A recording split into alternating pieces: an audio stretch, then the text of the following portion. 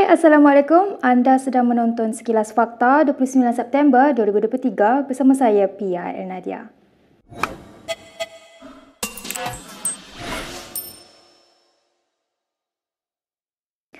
Permohonan notis merah Interpol ke atas dua individu termasuk menantu bekas Perdana Menteri Muhyiddin Yassin, Muhammad Adlan Berhan masih dalam proses dilengkapkan. Timbalan Ketua Polis Negara Ayub Han Maidin Piche berkata, terdapat beberapa isu teknikal yang kini masih dalam proses dikemaskini SPRM. Ada lagi beberapa perkara teknikal yang kita sedang tunggu daripada SPRM. Ini berhubung dengan permohonan melalui Interpol Red Notice. So once apabila kita dapat lengkap betul-betul itu, kita akan buat permohonan resmi kepada Interpol. Sebelum ini, Ketua Pesuruhjaya SPRM Azam Baki berkata, Muhammad Adlan dan Mansur Saad dikehendaki tampil ke SPRM bagi tujuan pendakwaan kes rasuah dan penyelewengan berhubung projek berkaitan pendaftaran, pengambilan serta penyimpanan biometrik pekerja asing di sebuah kementerian. Namun, hasil semakan dengan Jabatan Imigresen mendapati kedua-dua individu terbabit meninggalkan Malaysia masing-masing pada 17 dan 21 Mei lepas dan tiada rekod masuk kembali ke negara ini. Pengurusi BN Pahang Wan Rosdi Wan Ismail berkata, berdasarkan laporan yang diterima sokongan pengundi di Pelangai pada masa ini masih belum memihak kepada BN. Bercakap kepada jentera BN di Kampung Jawi semalam, Wan Rosdi berkata sokongan terhadap BN masih belum memuaskan. Hari ini saya nak pesan sikit kepada jentera parti. Setakat hari ini keadaan tidak begitu memuaskan lagi. Setakat hari ini. Atas kertas memang insyaAllah bersama dengan kita, pengundi-pengundi. Tetapi politik ini, tuan-tuan dan puan, dia kata apa ni, kalau kita belajar ekonomi tu, teori anjar. Anjar, flexibility. Anjar tu maksudnya, kalau harga 30 sen, orang akan beli 500 barangan. Tapi bila dia naik ke 40 sen, orang akan beli 40 barangan. Begitu juga dengan politik. Kalau ada kesilapan ataupun kita kurang bekerja ataupun kita relax sangat, akan beralih sokongan kepada orang lain. Jadi kita di sini jangan ambil mudah. Dalam pilihan raya saya nak pesan yang pertama, jangan ambil mudah. Jangan rasa selesa. Kalau orang main golf, dia tahulah. Orang main golf, kadang-kadang dia ingat dekat kat lubang tu dia masuk bola. Tetapi sebab dia ingat boleh masuk, bila dia part, dia tak masuk. Tapi ramai tak faham ni kan. Sebab ni, saya buat analogi lain. Jadi kita di sini, selaku pengarah pilihan raya, saya mendapat banyak laporan. Dan laporan yang saya terima pada hari ini masih tidak memihak kepada kita. Berita seterusnya, bekas Timbalan Presiden PKR Azmin Ali menafikan dakwaan mengeluarkan sebarang kenyataan berunsur fitnah terhadap Lim Guang Eng berhubung saman fitnah yang dikemukakan pengurusi DAP itu. Dalam penyataan pembelaan terhadap saman berkenaan, Azmin juga menafikan menyebut perkataan Langsi ketika berucap pada kempen PRU 15 di Lunas Kedah pada 12 November tahun lepas. Dalam perfailan pembelaan justifikasi, Azmin mendakwa ucapannya adalah berdasarkan apa yang dikatakan Lim secara terbuka berhubung MCA yang menjadi saingan DAP. Pada Ogos tahun ini, Lim memfailkan saman terhadap Azmin berhubung antara lain mengenai dakwaan bahawa LHDN digunakan untuk mengejar syarikat-syarikat yang dikaitkan dengan MCA. Dalam pernyataan pembelaan yang difailkan di Mahkamah Tinggi Sungai Petani pada Isnin lalu, Azmin memberikan beberapa artikel untuk mengukuhkan pembelaan justifikasi, antaranya bertarikh 12 Oktober 2019. Laporan berita itu adalah mengenai pertikaman lidah antara Lim dan Presiden MCA, Wee Ka Siong, di Parlimen, di mana Menteri Kewangan ketika itu berkata kerajaan akan menyalurkan dana RM60 juta kepada Kolej Universiti Tunku Abdul Rahman milik MCA jika parti itu sanggup melepaskan hak miliknya terhadap institusi pengajian tinggi swasta berkenaan. Dalam pemfailan mahkamah yang dilihat Malaysia kini, Azmin menegaskan tidak pernah berminat memfitnah Lim, namun hanya menyatakan perkara berlaku semasa dia dan Lim bersama menerajui kerajaan PH sejak Mei 2008 hingga Mac 2020. Azmin berkata ucapannya hanya mengkritik pentadbiran PH di mana Lim adalah sebahagian daripada kerajaan pada masa itu dan berhubung dasar kerajaan ketika itu terhadap beberapa syarikat.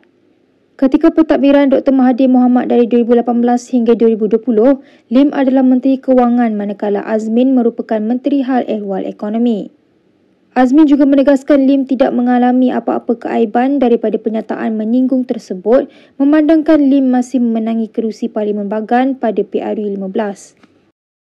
Kita sering mengalami masalah kekurangan nutrisi penting dalam badan. Chisure, minuman pertama produk buatan Malaysia yang bernutrisi lengkap dan berasaskan tumbuhan, meningkatkan sistem imunisasi dan meningkatkan daya serta kekuatan tubuh badan. Setiausaha Politik Kanan Perdana Menteri Syamsul Iskandar Mat Akin menegaskan semua setiausaha politik menteri akan menghantar surat menggesa Ahli Parlimen Putrajaya Razzie Jidin digantung atas kelakuan biadab di Dewan Rakyat. Memetik portal FMT, Syamsul berkata surat itu akan dihantar kepada menteri yang menyelia urusan parlimen iaitu Azalina Osman Said selewat-lewatnya pada 6 Oktober. Syamsul yang ditemui selepas menghadiri acara di Surau Malabar Hidayatul Islam berkata, kritik mahupun berbeza pendapat adalah perkara biasa namun tidak perlu sampai menghina, mengaib, malah mencerca. Syamsul merujuk kepada insiden perang mulut di Parlimen antara Razzie dan Perdana Menteri Anwar Ibrahim selepas naib Presiden Bersatu itu tidak berpuas hati dengan tuduhan Anwar terhadapnya. Insiden itu berlaku selepas Anwar didakwa membuat kenyataan provokasi terhadap Razzie yang dilihat ketawa semasa Anwar sedang menjelaskan keputusan mahkamah melepas tanpa membebaskan TNAA Timbalan Perdana Menteri Ahmad Zahid Hamidi. Saya minta penjelasan Naruk tu. Saya minta penjelasan dia. Can you defend? You boleh gelak. Tapi you boleh gelak Putrajaya. Kerana you buat perkara itu. Masa pentadbiran you buat kerja itu. Yes. Oh, ya, betul. 33 bulan. Ini sangkaan jahat 36-6. Saya mohon tarik balik. Tak ada saya mohon tarik balik Perdana Menteri. Saya mohon tarik balik. Putrajaya duduk. Tarik balik. 33 bulan Putrajaya. Ini tuduhan jahat. Speaker. Cukuplah Putrajaya. 36-6. Sejarah telah membuktikan. Putrajaya duduk. Lakukan kesalahan. 36-6. Tuan Speaker. Speaker. You are number one. Kalau saya kata saya yakin, tanpa peliwat. Better you pull out. Saya kata saya yakin, tanpa peliwat. You're number one. Saya yakin, tanpa peliwat. You're number one. Nak Tak cakap boleh. Saya Tak yakin. boleh. Tak boleh. Bangkit. Saya yakin dia peliwat. Nak cakap apa? Bangkit. Ketua. Nak cakap apa? Bangun. Razzie kemudian diarah keluar Dewan Rakyat diikuti ahli Parlimen PN lain yang turut meninggalkan sidang sebagai tanda protes. Minggu lalu, Majlis Setiausaha Politik Kerajaan diketuai Syamsul turut menggesa Razzie digantung daripada Dewan. Dalam perkembangan lain, program Pesta Tangglung yang dianjurkan oleh PAS dan PN di Pekan Telemong sempena kempen PRK Dun Pelangai tidak mendapat sambutan yang menggalakkan dari komuniti Cina. Berdasarkan tinjauan Malaysia Kini di lapangan, program sempena perayaan itu bermula dengan nyalaan tanglung di siang hari. Ia disusuli dengan situasi janggal di mana hanya beberapa kanak-kanak yang belum layak mengundi menyertai aktivis PN diketuai Ahli Parlimen Kapar Dr. Halimah Ali untuk memegang tanglung bagi menadakan permulaan program. Memetik Malaysia Kini, Halimah dalam ucapannya berkata, PAS ingin menyampaikan mesej bahawa parti itu bukan hanya untuk satu kaum tetapi mewakili semua kaum. Kemuncak program tersebut ialah apabila calon PN Kasim Samad diundang untuk memotong kek yang kemudian dikongsi bersama jentera kempen PN. Halimah menyifatkan Kasim sebagai bukan orang asing di Telemong, memandangkan naib yang dipetua PAS Bentung itu sering menghadiri acara yang dianjurkan pelbagai kaum di kawasan itu. Halimah turut menggesa pengundi agar memilih Kasim bagi menambah perwakilan pembangkang di Dun Pahang. PN kini memegang 17 daripada 42 kerusi Dun di negeri itu. Pada zaman sekarang, Pesta Tanglung disambut dengan amalan berkongsi kuih bulan dan perkumpulan keluarga pada hari ke-15 bulan ke-8 kalender lunar. Perdana Menteri Anwar Ibrahim dilihat memasuki Istana Negara hari ini sekaligus menghangatkan lagi spekulasi mengenai rombakan kabinet yang akan berlaku. Menurut portal The Star, Anwar dilihat memasuki pintu utama istana bersama rombongannya kira-kira jam 10.45 pagi tadi. Kebiasaan untuk Perdana Menteri mengadakan pertemuan dengan Yang di-Pertuan Agong adalah pada hari Rabu sebelum mesyuarat Kabinet. Sehubungan itu, ketibaan Anwar ke istana hari ini menjadi satu perkembangan yang menjadi tanda tanya. Sementara itu, Astro Awani melaporkan Anwar tidak menolak kemungkinan akan membincangkan mengenai rombakan Kabinet ketika menghadap Agong. Bagaimanapun, Anwar menjelaskan rombakan Kabinet ketika ini tidak terlalu mendesak kerana hanya terdapat satu kekosongan jawatan menteri yang perlu diisi iaitu Menteri Perdagangan Dalam Negeri dan Kos Sara Hidup KPDN yang disandang oleh Allahyarham Salahuddin Ayub sebelum ini. Anwar berkata demikian ketika ditemui selepas melancarkan sambutan ulang tahun ke-60 Lembaga Tambuh Haji di Menara TH pagi tadi. Malaysia Kini pada 22 September lalu melaporkan Anwar bersedia membuat rombakan Kabinet secara besar-besaran dalam masa terdekat. Dalam pada itu, PAS hari ini menyatakan rasa kurang senang mereka terhadap kehadiran luar biasa anggota polis pada setiap program yang dijalankan mereka di PRK Dun Pelangai. Kehadiran tersebut, kata Setiausaha Agung PAS, Taqiyuddin Hassan, menimbulkan keresahan kepada orang ramai dan tidak bagus untuk perjalanan demokrasi. Memohon supaya pihak penguatkuasa terutamanya Polis Diraja Malaysia bertindak lebih profesional dan juga tidak menunjukkan mereka ini memihaklah kepada mana-mana pihak. Saya nak beritahu bahawa kita menghadapi masalah kehadiran yang kita anggap luar biasa lah anggota polis ni dengan kaitan peronda, dengan special branch pun ramai yang menimbulkan suasana keresahan lah. Sebagai contohnya, ni kes yang berlaku, kehadiran terlalu kerap kereta peronda berhenti di markas operasi, terutamanya kamilah Perikatan Nasional. Alasannya nak dapat maklumat tentang kekuatan petugas kami, gerak kerja kami, jadual. That is nothing to do with the police. Polis ni, saya bekas Menteri Undang-Undang.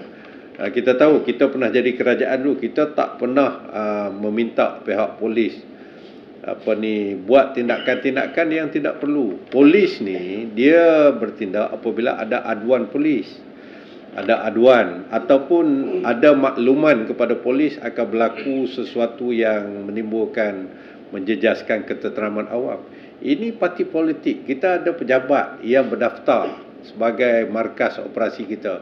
Tak perlu pergi menunjukkan menimbulkan fear, ketakutan kepada orang ramai. Jadi ini tidak bagus dari sudut amalan demokrasi lah. Itu dari segi pejabat kita. Selalu pergi. Boleh dikatakan saya dimaklumkan hampir sejam sekali. Sejam sekali pergi. Ni nak buat apa ni? Ni nak buat apa? Berapa kekuatan? Berapa ada orang di sini? Parking kereta peronda polis depan bilik operasi kita. Jadi dari segi amalan demokrasi saya rasa tidak ni. Saya tak mahu menuduhlah pihak kerajaan menggunakan agensi kerajaan, tapi seolah-olahnya begitulah. Kelihatannya begitu. Jadi saya rasa ini tidak baiklah untuk amalan demokrasi.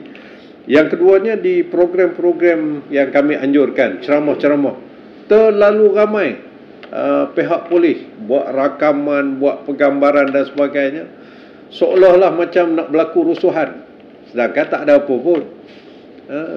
Rakyat di Pelangai itu pun rakyat kampung, orang kampung. Dia orang mungkin nak pergi, nak dengar taklimat, nak dengar penerangan daripada parti-parti. Baik, berikut beberapa lagi ringkasan berita untuk hari ini.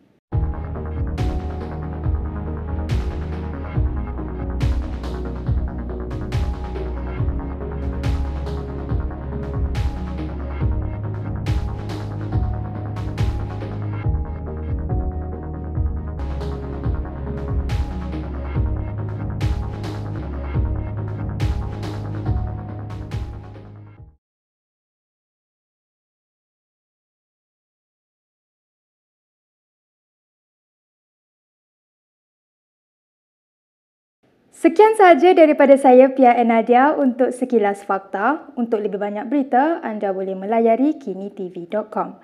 Anda juga boleh mengikuti kami di Instagram, Twitter, YouTube dan Facebook. Salam hormat dan jumpa lagi.